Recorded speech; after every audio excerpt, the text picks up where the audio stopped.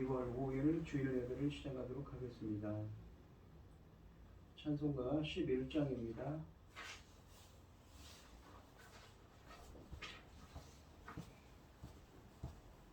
홀로 한 분 하나님께 전하 만민 경배하라. 만국왕을 다스리고 온 세상 만민 기르신다. 만국왕을 다스리고 온 세상 만민 기르신다. 독생성자 예수님께 모든 죄인 회개하라. 세상 만민 구원하고 놀라운 은혜 베푸신다. 세상 만민 구원하고 놀라운 은혜 베푸신다. 보혜사 성령님께 모든 삶을 맡기어라. 말씀으로 도우시고 죄악을 이길 힘주신다. 말씀으로 도우시고 죄악을 이길 힘주신다. 아멘. 사도신경을 심으로 신앙 고백하시겠습니다. 전능하사 천지를 만드신 하나님 아버지께 내가 믿사오며 그 외아들 우리 주 예수 그리스도를 믿사오니 이는 성령으로 잉태하사 동정녀 마리아에게 나시고 본디오 빌라도에게 고난을 받으사 십자가에 못 박혀 죽으시고 장사한 지 사흘 만에 죽은 자 가운데에서 다시 살아나시며 하늘에 오르사 전능하신 하나님 우편에 앉아 계시다가 저래로서 산자와 죽은 자를 심판하러 오시리라.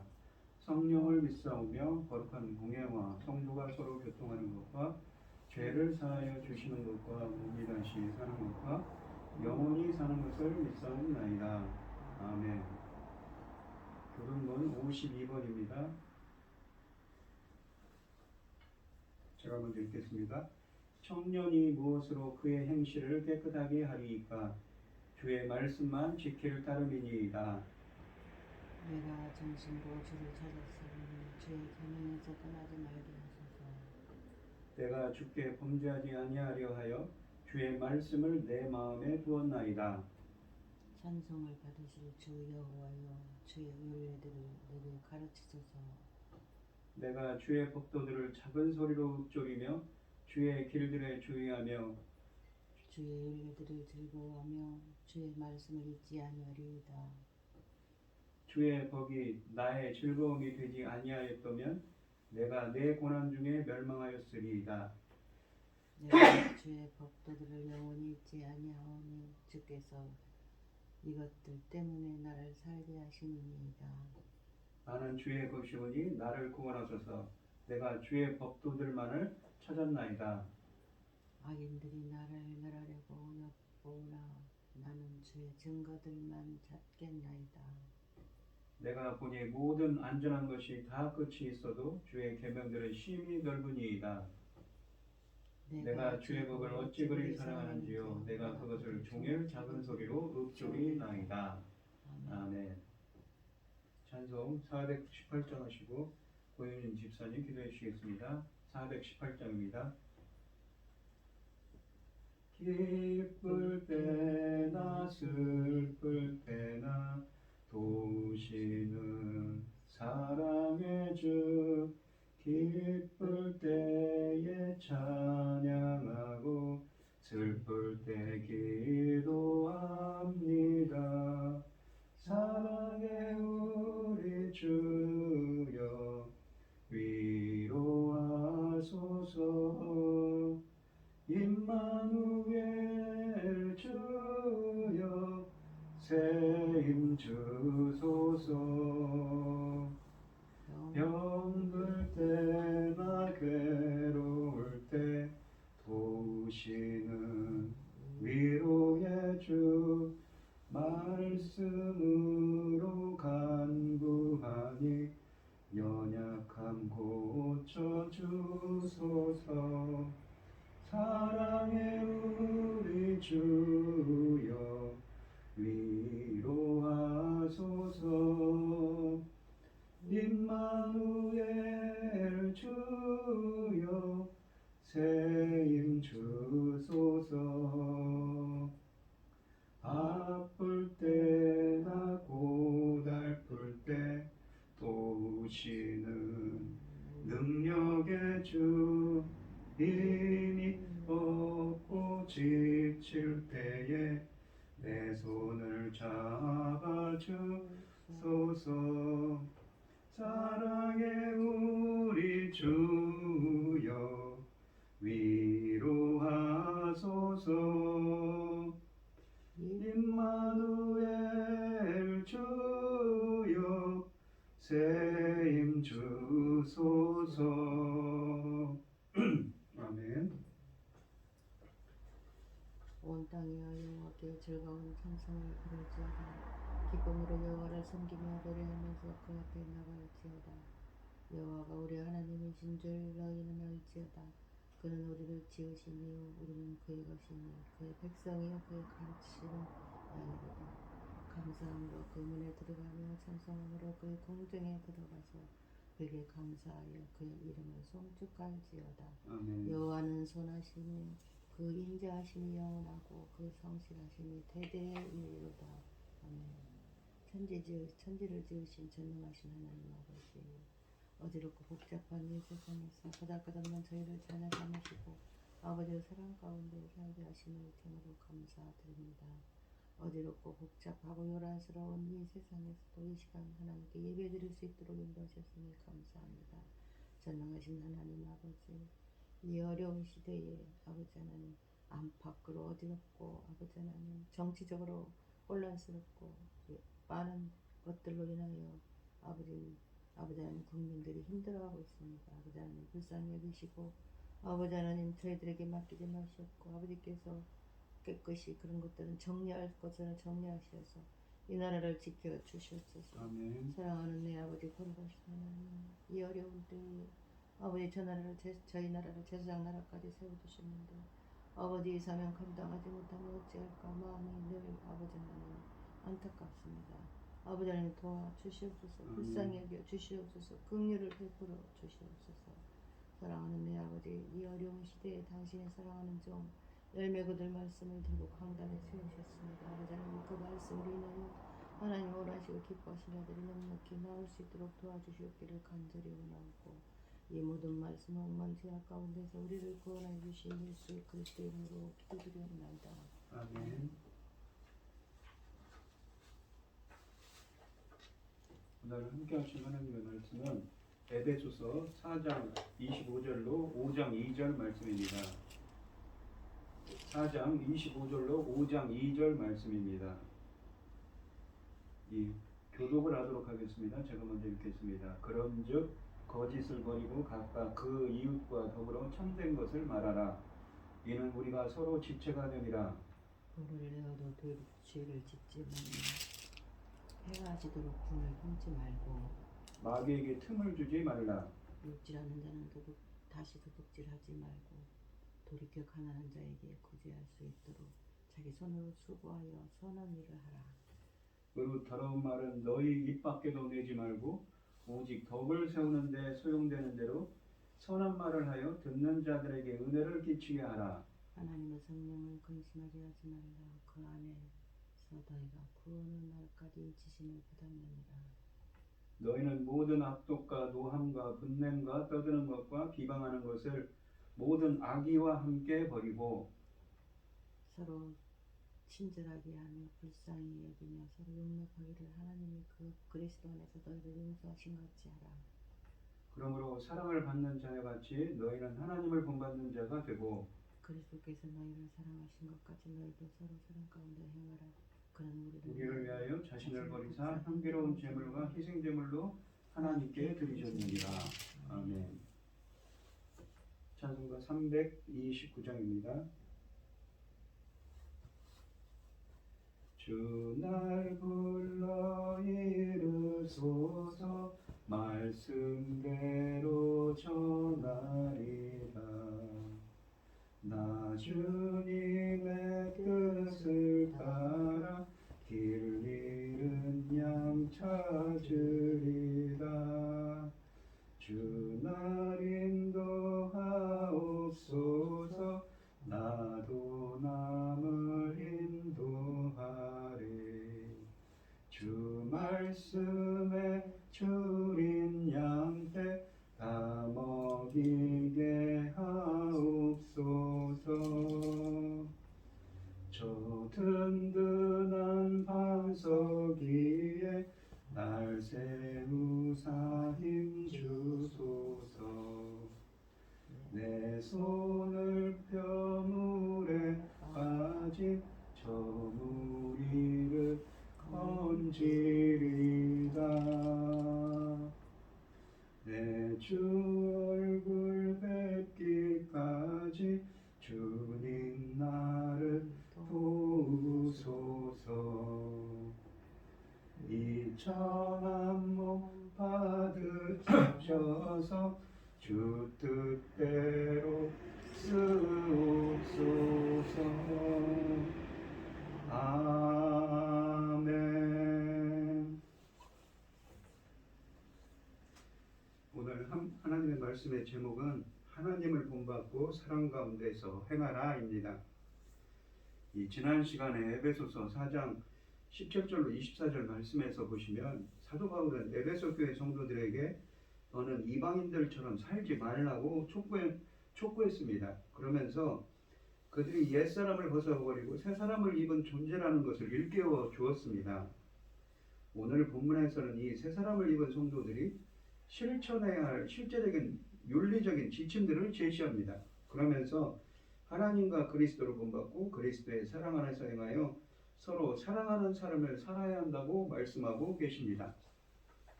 25절 말씀을 보시면 그런즉 거짓을 버리고 각각 그 이웃과 더불어 참된 것을 말하라. 이런 우리가 서로 지체가 됨이라 라고 하십니다. 25절에 보시면 옛 사람을 벗어버리고 이 새 사람을 입은 에베소 교회 성도들이 가장 먼저 해야 할 일은 거짓을 벗어버리는 것입니다. 여기서 벗어버리다라는 동사는 옛사람을 벗어버렸다라는 22절의 진술을 상기시킵니다. 구원받은 성도들은 옛사람을 벗어버렸으므로 옛사람에 속한 모든 행위들도 함께 벗어버려야 한다는 것입니다. 골로새서 3장 9절로 10절에서 거짓은 옛사람에게 속한 것입니다. 따라서 옛사람을 벗고 새사람을 입은 성도들이 거짓을 말하는 것은 있을 수 없는 일입니다.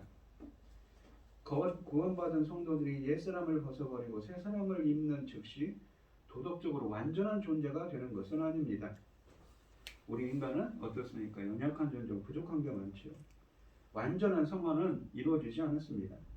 그들이 옛사람을 벗어버리고 새사람을 입음으로써 죄와 사망의 종로로 타던 옛 생활을 청산하고 의와 거룩함의 새 생활을 시작하는 것은 분명한 사실이지만 구원의 새로운 영역에 속한 새 사람들에게도 여전히 옛사람의 본성과 행위가 남아있으므로 죄의 유혹을 받으며 때로 죄를 범합니다.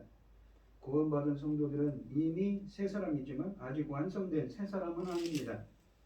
그러므로 옛사람을 벗고 새사람을 입은 성도들은 옛사람의 본성과 행위를 부단히 벗어버림으로써 마땅히 되어야 할 새사람이 되어야 합니다. 이런 의미에서 사도는 에베소 교회 성도들에게 거짓을 벗어버리라고 촉구하는 것입니다. 그러나 새사람을 입은 사람들이 거짓을 벗어버리는 것만으로는 충분하지 않습니다. 적극적으로 각각 자기 이웃과 더불어 진실을, 참된 것을 말해야 합니다. 이 권면은 너희는 이웃과 더불어 진리를 말하며 라는 스가랴서 8장 16절과 동일합니다. 스가랴 선지자는 진리의 성인 예루살렘에 거할 하나님의 남은 백성에게 이웃과 더불어 진실을 말하라고 권면합니다. 신약 성경에서는 이 하나님의 형상대로 의와 거룩함으로 지음을 받은 새 사람을 입은 성도들이 하나님의 남은 백성들입니다. 에베소 교회 성도들은 새 사람을 입고 하나님의 거룩한 백성이 되었으므로 각자 자기 이웃과 더불어 진실을 말해야 됩니다. 여기 보시면 참된 것이라고 했는데 그게 진실, 진리를 뜻하는 알레세이아죠.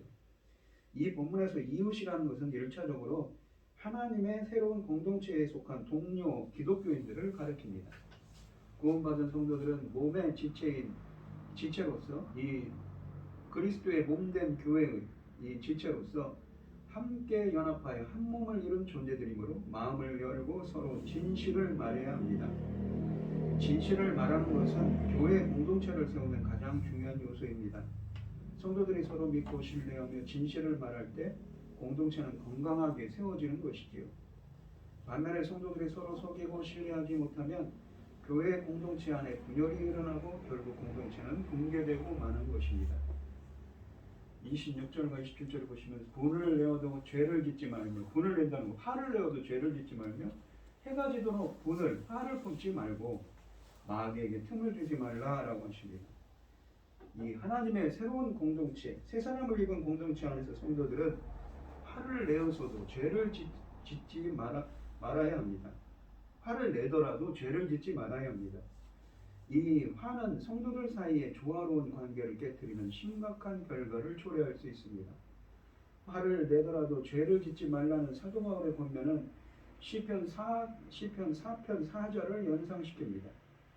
시편 기자는 너희는 분내어, 그러니까 한글 성경에는 떨매라고 되어 있는데 너희는 분내어 범죄하지 말저다라고 대적자들에게 경고합니다. 그들은 화를 억누르고 말과 행동을 자제해야 합니다.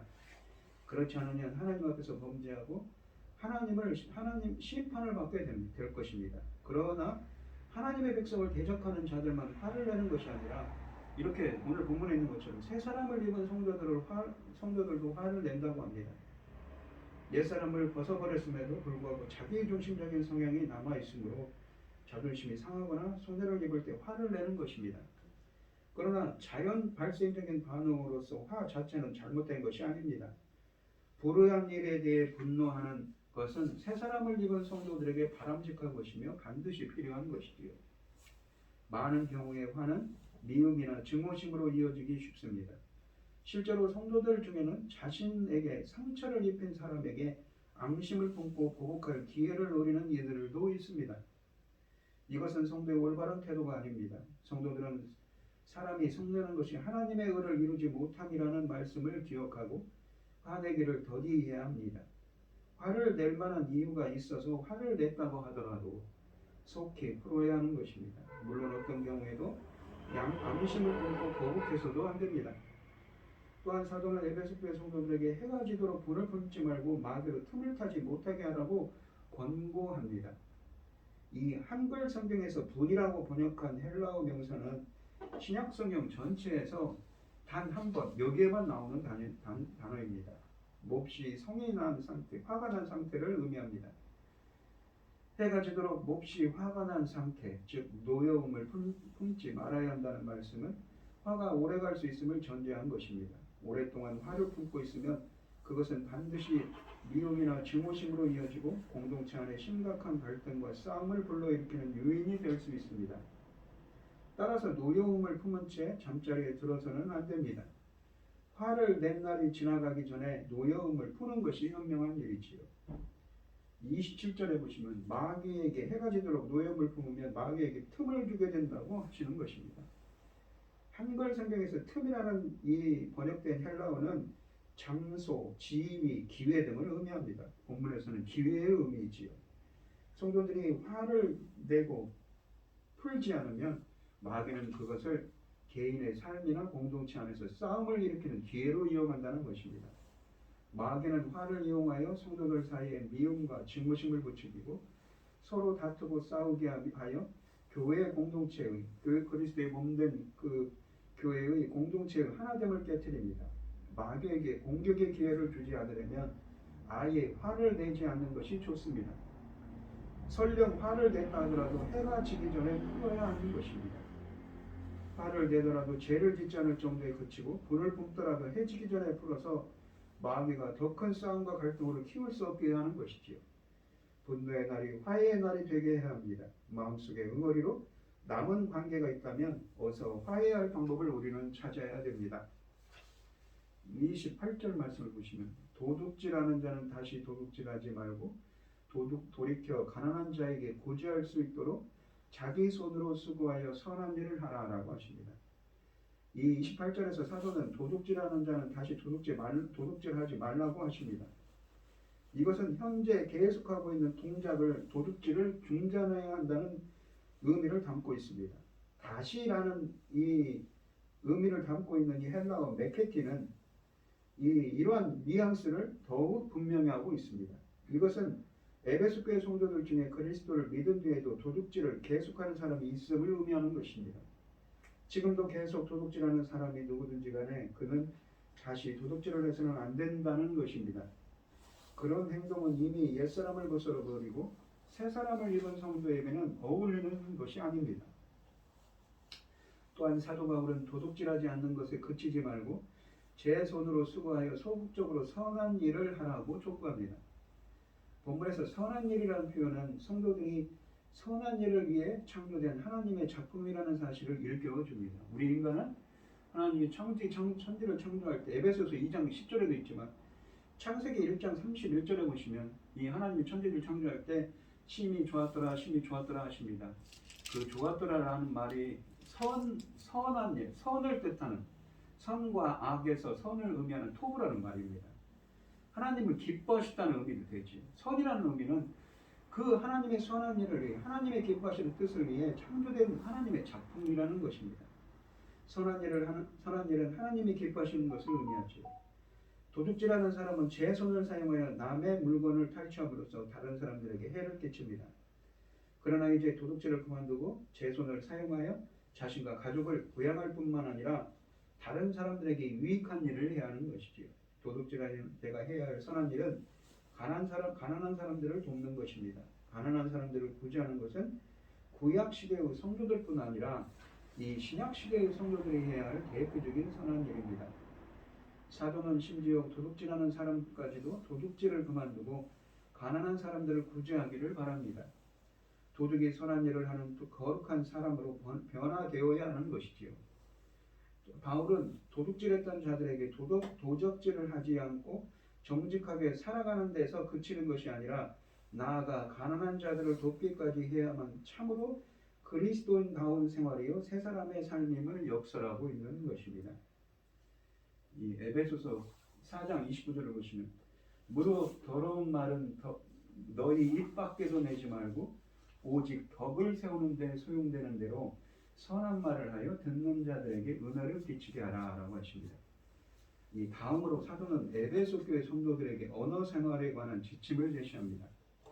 그는 어떤 악한 말도 여러분의 입에서 나오지 않게 하고 도리어 덕을 세우는데 필요한 선한 일을 하십시오. 선한 말을 하십시오. 그리하여 듣는 사람들에게 은혜를 끼치라고 하는 것입니다. 한글 성경에서 더러운이라고 번역한 헬라어는 무엇입니까? 바로 이 악한 또는 불건전함이라는 의미를 담고 있습니다. 또 혹은 나쁜 열매를 맺다는 신약 성경의 말처럼 나쁘다라는 의미도 있습니다. 이 말과 로고스인 말과 관련하여 사용된 의미입니다. 구원받은 성도들은 악한 말 혹은 불건전한 말을 해서는 안 된다는 것입니다.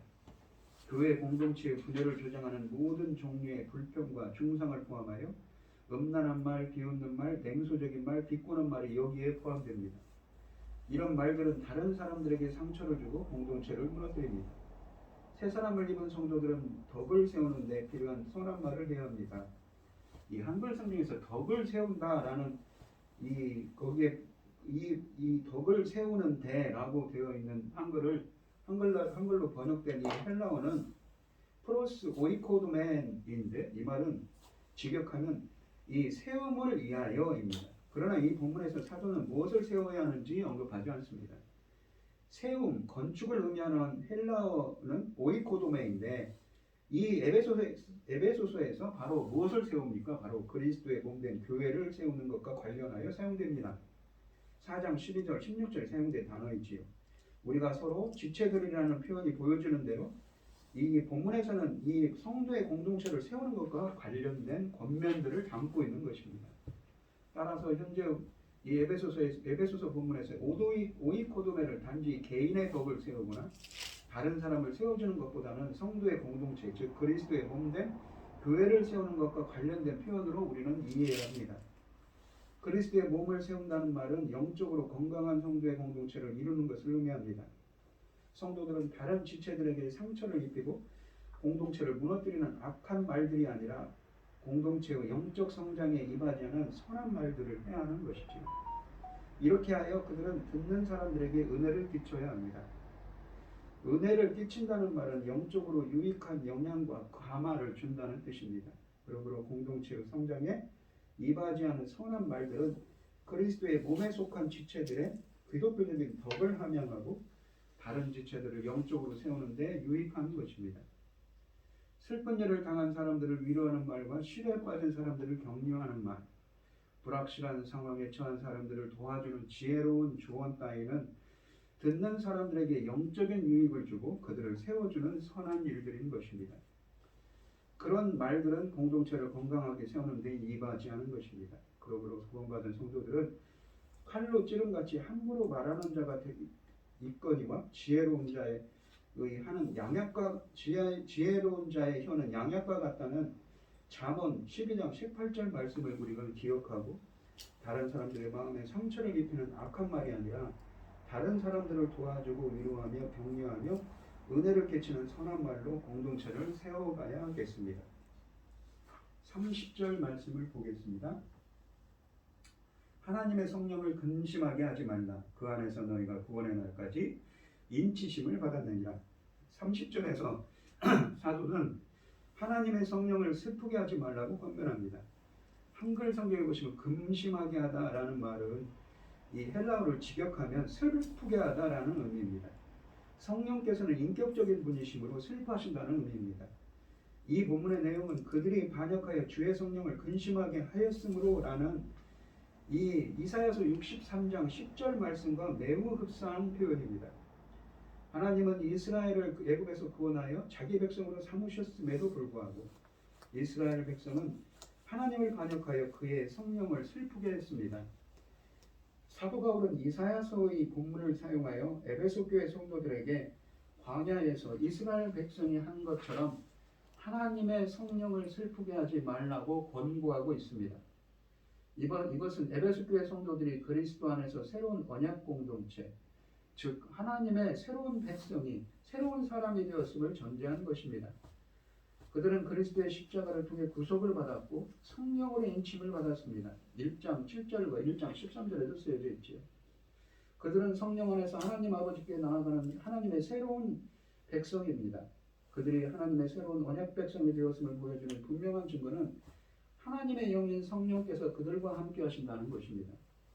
하나님의 성령을 슬프게 하는 것은 언약 백성의 이론이라는 신분을 망각하거나 무시하는 행동과 다름없습니다. 한글 성경에서 번역하지 않은 접속사가 있는데 이 그리고라는 말로 30절을 시작을 합니다. 이것은 30절의 앞절의 권면과 밀접한 관련이 있음을 보여줍니다. 즉 남에게 상처를 주는 악한 말들을 할 때 성령께서 슬퍼하신다는 것입니다. 27절에서 노여움을 풀지 않는 것이 마귀에게 기회를 주는 일인 것처럼 악한 말이나 불건전한 말을 하는 것은 성령을 슬프게 하는 일입니다. 마귀는 교회를 분열시키고 교회의 하나됨을 파괴하지만 성령은 그리스도의 몸 안에서 화해와 연합을 이루십니다. 따라서 성령은 성도들이 악한 말이나 불건전한 말을 하여 공동체의 지체들에게 상처를 입힐 때 슬퍼하십니다. 그러나 30절에 보면은 성도의 언어생활뿐 아니라 본 단락에서 언급한 모든 권면들과도 연관이 있습니다. 성령은 진리의 영이심으로 성도들이 거짓을 말할 때 슬퍼하시고, 성령은 거룩한 영이심으로 성도들이 도둑질하거나 공동체를 무너뜨리는 악한 말을 할 때 슬퍼하십니다. 또 성령은 교회의 하나됨을 이루시는 영이심으로 성도들이 교회의 분열과 싸움을 초래하는 말이나 행동을 할 때 슬퍼하십니다.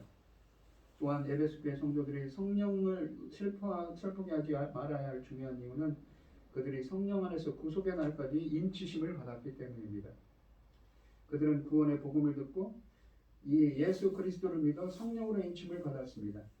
성령은 하나님께서 성도들을 자신의 소유로 구별하고자 찍어 놓으신 도장과 같습니다.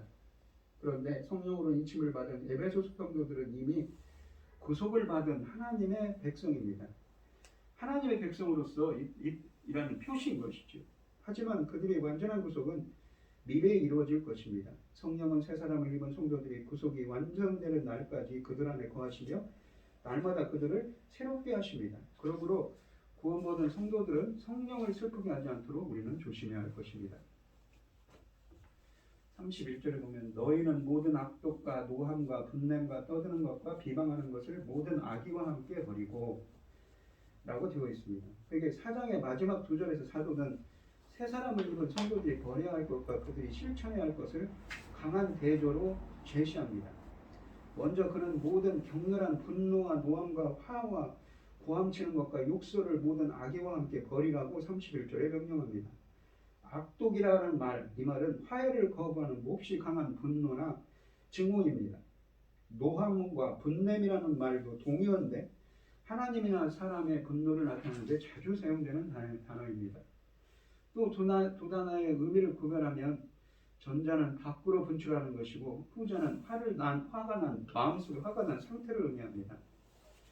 또한 떠드는 것이라고 되어 있는 이 헬라어는 크라우게입니다. 이것은 단순히 떠드는 것이 아니라 고함치는 것입니다. 서로 고함치면서 말다툼을 벌이는 상태를 나타내는 말입니다. 마지막으로 한겨울 성경에서 비방하는 것이라고 번역한 이 헬라어는 하나님이나 사람을 반대하여 악한 말이나 비방하는 말을 하는 것을 가리킵니다. 서로 욕하고 사람들을 비방하는 것을 의미하는 것이지요. 이 5가지 악독들은 모두 교회 공동체에서 성도의 교제나 하나님의 하나됨을 성도의 교제와 하나됨을 깨트리는 것입니다. 구원받은 성도들은 이러한 악독들을 모든 악의와 함께 버리지 않으면 안 된다는 것이지요. 32절에 보시면 서로 친절하게 하며 불쌍히 여기며 서로 용서하기를 하나님이 그리스도 안에서 너희를 용서하신과 같이 하라라고 되어 있습니다.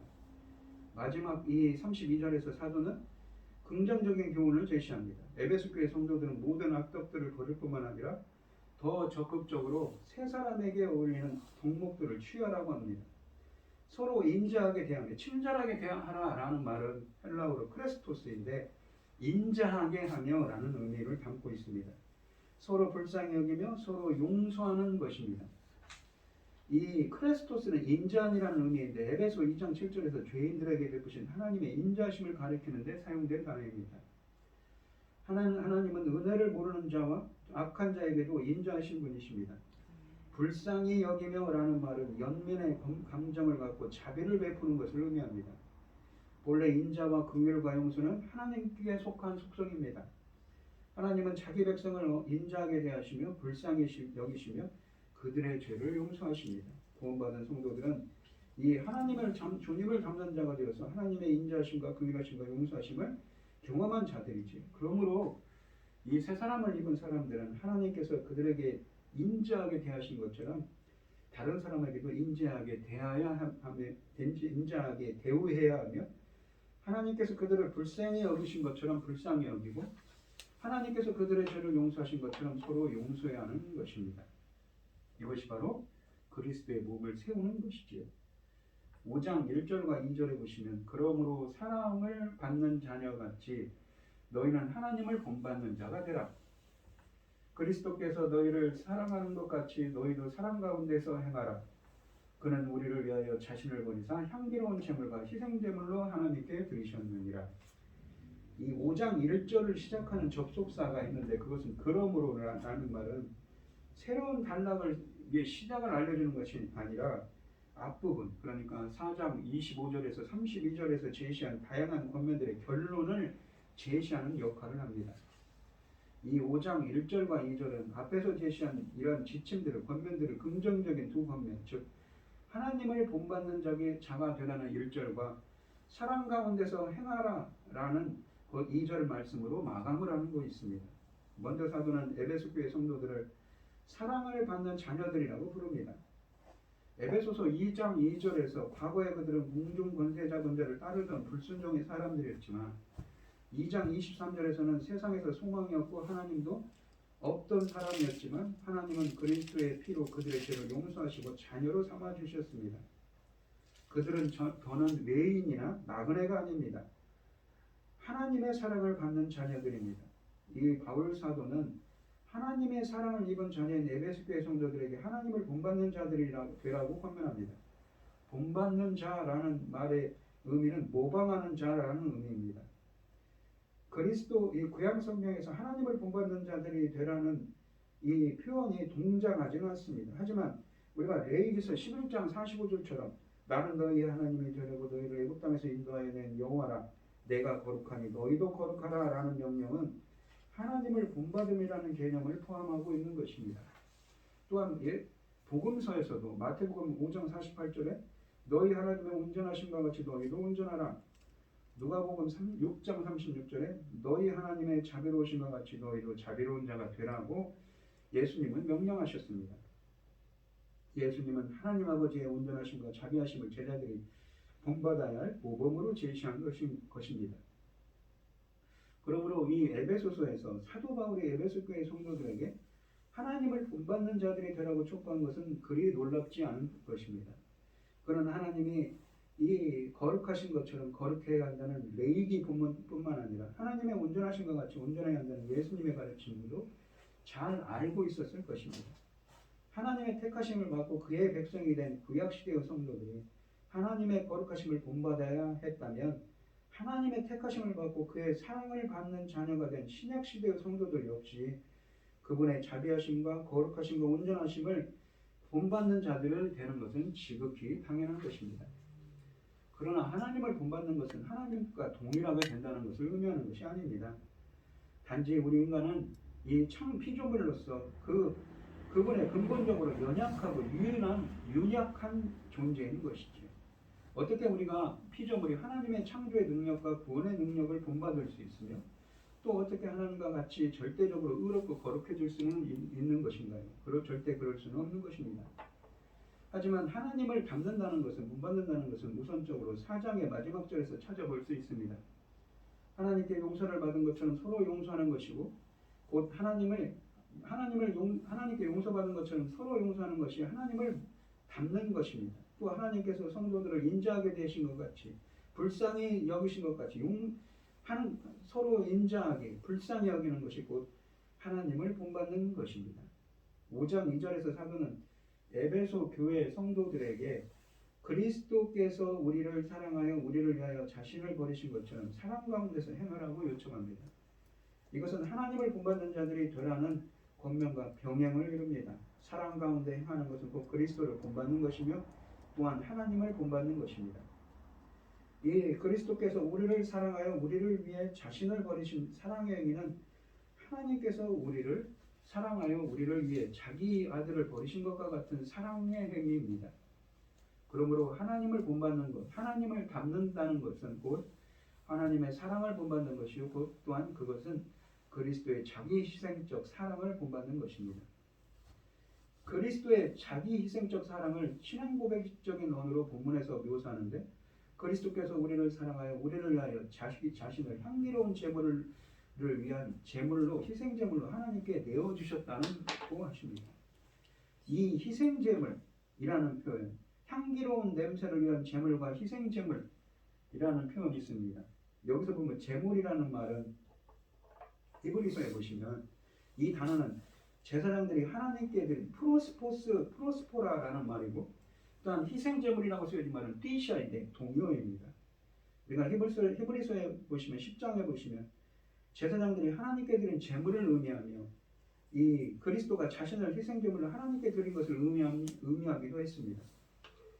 이 단어는 이 뛰시아와 희생제물, 이 프로스포라라는 단어는 빌립보 교회 성도들이 빌립보서 4장 18절에 성도들이 바울에게 전한 선물을 가리키는 데도 사용된 단어입니다. 또한 히브리서 13장 15, 16절에는 하나님께 드리는 찬미를 가리키는 데도 사용되었습니다. 그리고 희생제물인 그리스도를 가리키는 데도 사용된 단어입니다. 이런 그 신약성경에 사용되는 것을 우리가 볼 때 이 구약에서도 마찬가지지만 그리스도 자신이 구약의 모든 제물과 희생제물을 성취하는 마지막 희생제물이라는 것을 의미합니다. 우리가 헬라어로 보면 가장 마지막에 나오는 향기로운 냄새를 위한이라는 단어는 그리스도가 향기로운 냄새를 위한 희생제물이라는 사실을 알려줍니다. 구약의 제사 지식에서 주님이 향기는 하나님께서 제사를 기쁘게 받으셨음을 보여주는 증거입니다. 따라서 바울 사도가 말하고자 하는 것은 그리스도가 자신을 하나님께 희생제물로 드리셨으며 하나님께서 그를 기쁘게 받으셨다는 것입니다. 이처럼 그리스도께서 우리를 위해 자신을 희생제물로 하나님께 내어주신 것은 위대한 자기희생적 사랑인 것입니다. 사도 바울은 하나님의 그리스도의 사랑에 압도되어 그리스도의 사랑이 우리를 강권하시도다라고 고린도 후서 5장 14절에 이렇게 부르짖었습니다. 그리스도의 위대한 자기희생적 사랑은 구원받은 성도들이 사랑의 삶을 살아야 하는 근거이자 모범이라는 것입니다. 그리스도께서 보여주신 사랑은 단순히 다른 사람들에게 따뜻한 감정을 갖거나 따뜻한 말을 건네는 것이 아니라 다른 사람들의 유익을 위해 기꺼이 자기를 내어주고 희생하는 것입니다. 이런 희생적인 사랑이 구원받은 성도들의 삶의 표지가 되어야 하는 것이죠. 우리가 그리스도의 몸된 교회 안에서 지체들이 더불어 진실을 말하고 해가 지도록 화를 품지 않으며 가난한 성도들을 구제하고 선한 말을 하고 서로 인자하게 대하고 불쌍히 여기며 용서하는 것이 자기희생적 사랑을 하나님의 자기희생적 예수 그리스도의 자기희생적 사랑을 실천하는 것이며 그것이 바로 하나님과 그리스도를 본받는 삶, 닮는 삶이라고 본문에서 말씀하고 있는 것이죠. 오늘 본문 말씀을 보시면 이 사도 바울이 에베소 교회 성도들에게 지난 시간에는 새 사람을 이루라라고 했습니다. 그리스도의 이 주님의 성령께서 역사해 주시는 주님의 형상을 따라라는 표현을 썼죠. 제가 그 신약성경에 있는 고린도 이 어디입니까? 골로새서 있는 표현을 써서 그렇게 얘기했습니다. 그렇게 새 사람을 입은 재창조된 존재인데 그렇기 때문에 이러한 너희들이 그러한 주님의 희생적인 사랑에 힘입어서 이 구원을 얻은 백성이기 때문에 그 새 사람을 입은 사람으로서 이렇게 거룩하고 의로운 삶을 살으라고 그에 걸맞는 그의 사랑 안에서 행하는 삶을 살으라고 권면하고 있는 것입니다. 우리 성도님들도 그리스도의 사랑을 실천하는 삶이 되시기를 축원드리겠습니다. 기도하겠습니다. 하나님 아버지 감사합니다. 저희들이 항상 하나님의 말씀을 우리가 대할 때에 주님의 말씀처럼 하나님의 거룩한 새로운 피조물로서 하나님의 거룩한 백성으로서 부족함이 없는 저희들이 되게 하여 주시옵소서. 이 모든 말씀 거룩하신 예수님 이름으로 기도합니다. 아멘. 우리에게 모든 것을 주신 하나님 아버지 감사드립니다. 이 시간 하나님께서 주신 많은 은혜와 사랑에 감사드리며 주님께 귀한 예물을 드리는 손길들이 있습니다. 드려지는 손길마다 기억해 주시고 이 간과 기도에 귀 기울여 주시고 응답하여 주셔서 하나님의 기뻐하시는 뜻을 행할 수 있도록 인도하여 주시옵소서. 기뻐받아 흠양하여 주실 줄 믿사오며 이 모든 말씀 거룩하신 예수 그리스도의 이름으로 기도드리옵나이다. 아멘. 찬송가 5장을 하시고 축도하심으로 오늘 예배를 마치겠습니다. 이 천지간 만물들아 복 주시는 주 여호와 전능성국 성자 성령 찬송하고 찬송하세. 아멘. 이제는 주 예수 그리스도의 은혜와 하나님의 극진하신 사랑과 성령의 교통하심이 성도들 머리머리 위에 이제로부터 영원히 함께 있을지어다. 아멘.